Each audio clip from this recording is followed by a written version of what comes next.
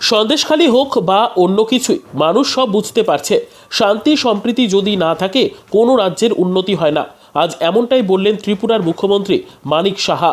আজ ঝটিকা সফরে ইসলামপুর শহরে এসে পৌঁছন।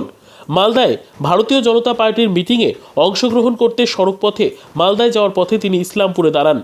শহরের জীবনমোড় এলাকায় বিজেপির এক কার্যকর্তা প্রবীর দাসের বাড়িতে দুপুরে মধ্যাহ্নভোজন করেন। মধ্যাহ্নভোজনের শেষে তিনি আবার মালদার উদ্দেশ্যে রওনা দেন।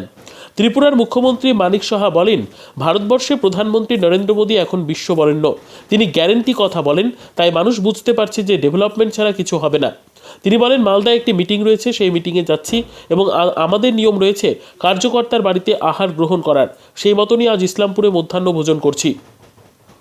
পশ্চিমবঙ্গে গতবারের লোকসভা নির্বাচন থেকে বেশি আসন হবে বলে তিনি আশাবাদী। ত্রিপুরায় ডেমোক্রেসি আছে, লোকে শান্তিতে আছে। ত্রিপুরায় মতো সরকারে এসে যোগদান করেছে। পাহাড় সমতল এখন আনন্দে আছে। ত্রিপুরায় না আসলে বুঝতে পারবেন না। সন্দেশখালী হোক বা অন্য কিছুই, মানুষ সব বুঝতে পারছে শান্তি সম্প্রীতি যদি না থাকে কোনো রাজ্যের উন্নতি হয় না। ব্যুরো রিপোর্ট, দিনরাত স্টার নিউজ। দাদা, এই রাজ্যে আপনি এসেছেন, কি বলবেন? এই রাজ্যে সন্দেশখালী একের পর এক ঘটনা ঘটেছে। একাধিক তৃণমূল নেতৃত্বরা কিন্তু বিজেপিতে যোগদান করেছে। কারণ তাপস বিজেপিতে যোগদান করেছে, তিনি তৃণমূল থেকে, কি বলবেন?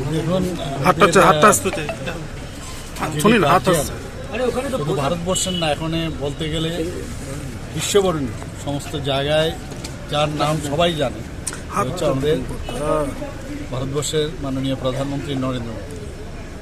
উনি যেভাবে চিন্তা করেন, যে মানুষের জন্য যেভাবে ভাবেন এবং উনি গ্যারান্টির কথা বলেন, মানুষ বুঝতে পারছে যে ডেভেলপমেন্ট ছাড়া কিচ্ছু হবে না। তো আমি এই রাজ্যে তো সবসময় আসি না যে তা না, এই জায়গা দিয়ে আমি প্রথম এলাম। আমি তা আমাদের পার্টির মিটিং আছে মালদাতে, তো অন দ্য ওয়ে আমি এই জায়গা দিয়ে আমি যাচ্ছি। আজকে আমাদের নিয়ম হচ্ছে কার্যকর্তার বাড়িতে আমরা সাধারণত খাওয়া দাওয়ার ব্যবস্থা করি। তো অন দ্য ওয়ে এখানে আমার ভাইয়ের এখানে এলাম, প্রবীর বাবুর বাড়িতে এলাম, তো এখানে খাওয়ার ব্যবস্থা করেছে, এখন আবার রওনা দেবো। তো একটা কথাই বলবো, এই সন্দেশখালী হোক আর যাই হোক, মানুষ কিন্তু সব বুঝতে পারছে যে আগামী দিন শান্তি সম্প্রীতি যদি না থাকে কোনো দিন কোনো রাজ্যের উন্নয়ন হয়। আর প্রধানমন্ত্রী জি চান যে সব জায়গায় আমরা শান্তিতে থাকি। আর শান্তিতে যদি থাকে কোনো জায়গায়, কোনো রাজ্য যদি শান্তিতে থাকে, তাহলে ইনভেস্টররা আসে, এখানে উন্নয়নও হয়, মানুষ কাজ করতেও ভালোবাসে। তো সেই জিনিসটা কিন্তু এখানে দেখা যাচ্ছে না এখন। আপনি যেটা বললেন যে অনেক লোক এখন তৃণমূলের এসে জয়েন করছে ভারতীয় জনতা পার্টিতে, সেই কারণেই ওরা মনে প্রাণে কিন্তু মোদিজিকে চিন্তা করছে, ফিজিক্যালি হয়তো ওখানে আছে।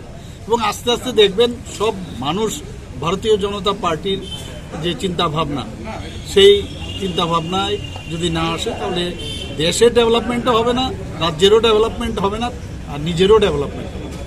নির্বাচনের আগে আপনি রয়েছেন এই রাজ্যে, এই উত্তরবঙ্গে রয়েছেন, আপনার কি বলবো, কতটা আশা করছেন ফল? না, ফল তো দেখতেই পাবেন, কারণ মোদিজির একটা টার্গেট দিয়ে দিয়েছেন যে ভারতীয় জনতা পার্টি 370 আর এনডিএর 400-এর উপর। তো এটা তো আমার তো মনে হচ্ছে আরো বিচিত্র কিছু হতে পারে, মানুষ বুঝতে পারছে। পশ্চিমবঙ্গে 42-এর মধ্যে কত কি আশা করছেন? রেজাল্ট গত ইলেকশন থেকে তো অনেক বেশি হবে। বললাম যে এই যে জোট, এই যে ভারত জোড়ো যাত্রা করেছিল রাহুল গান্ধী, এরপরে দেশের অন্যান্য যারা দল রয়েছে তারাও কিন্তু জোটের দিকে এগোচ্ছে। এখন ইন্ডিয়ার থেকে তো ইন্ডি হয়ে গেছে, এখন আস্তে আস্তে কোথায় যায় দেখুন। আপনার রাজ্যে ত্রিপুরাতে কেমন ফল? আপনারা নিজেরা দেখেছেন কোথায় ত্রিপুরা কি ছিল আগে। আমার রাজ্যে আপনি যদি যান দেখবেন মানুষ শান্তিতে আছে, এখানে সব মানুষের অধিকার আছে। ডেমোক্রেসি কাকে বলে ত্রিপুরাতে আসলে বুঝতে পারবে, এবং সেটা অন্ততপক্ষে আমাদের গর্বের সাথে আমি বলতে পারি। ত্রিপুরাতে কমিউনিস্টদের রাজত্ব ছিল, আর ভারতীয় জনতা পার্টির আমরা দুবার আমি মুখ্যমন্ত্রী হিসেবে আসলাম, মানুষ ওখানে শান্তিতে আছে। আজকেও সকালবেলা দেখুন আপনার যারা আমাদের তিপ্রা, যাকে আমরা পপুলারলি মথা বলি, তারাও এসে জয়েন করেছে আমাদের মিনিস্ট্রিতে। তো এখন পাহাড়ে সমতলে সবাই মিলে একাকার, এবং মানে প্রধানমন্ত্রীজির মার্গদর্শনে আমরা চলছি, এবং ত্রিপুরাতে শান্তি মানে প্রতিষ্ঠিত। সেটা মুখ্যমন্ত্রী এসেছেন ত্রিপুরা, কি বললেন এবং কি তার কার্যক্রম ছিল? ওনার আজকে কার্যক্রম আছে মালদাতে, 4টে নাগাদ।